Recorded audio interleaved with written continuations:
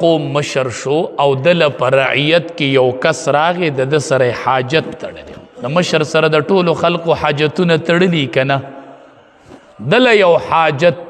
بندر راغی او د سره حاجت تړلی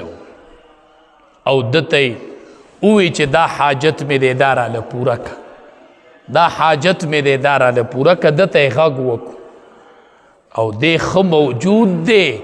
او د اطلاع ولېږي چې هغه کور نشته دی داسې ډېر خلک داسې کوي الله دې پرې رحم وکړي موږ نه وایو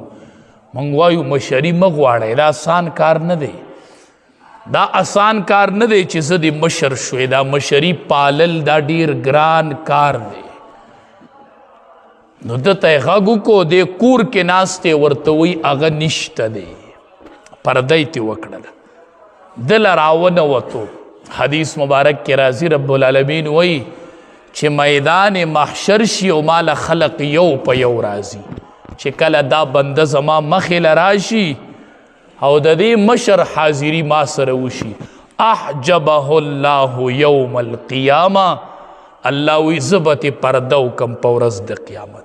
چې نن زما مخې له مه راځه تا له بنده راغلی تا سره حاجت تړلی تا دا غنه پرده کړي و نن زستا نه پرده کوم احجبه الله یوم القیامه الله به وایي زما مخې له نن مه راځه تا له یو عجز بنده راغلی او تا ولې د هغه نه پرده کړې تا ولې د هغه نه پرده کړې تا ولې هغه راغی مصیبت زده او د هغه حاجت او ستا سره تړلی ای چې په دې خوله او په دې لاس او په دې وجود د چا سره ښیګړه کېږي نو ناراسته مه کوئ ناراسته مه کوئ خلقو ته نفع رسوئ نفع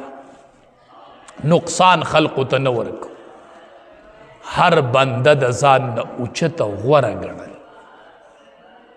هر بنده ته په دروند نظر کتل په لاره د زنانه روانه ده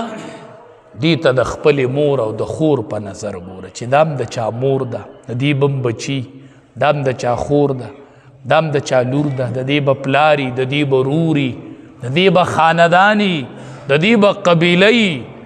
زه ولې دې ته په سپک نظر باندې نظر وکړم دا رور نه لري زه خپله برداشت کولی شم داسې نو دا هم د چا خوري او د چا موري او د چا لوري دا به ډېر د مجبورۍ نه چېرته راوتلي کونډه به یې خاوند به یې مړي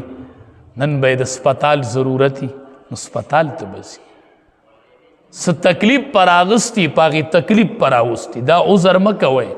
چې که دا ښځه وی نو کور به ناسته اسان کار دې ښځو ته مه ګوره بازار کې وي که دا ښځې وی نو بازار ته به نه راوتلي ټیک ده ډېرې به بې ضرورت هم راوځي خو څوک په سپتال ته رواني د چا به حاجتي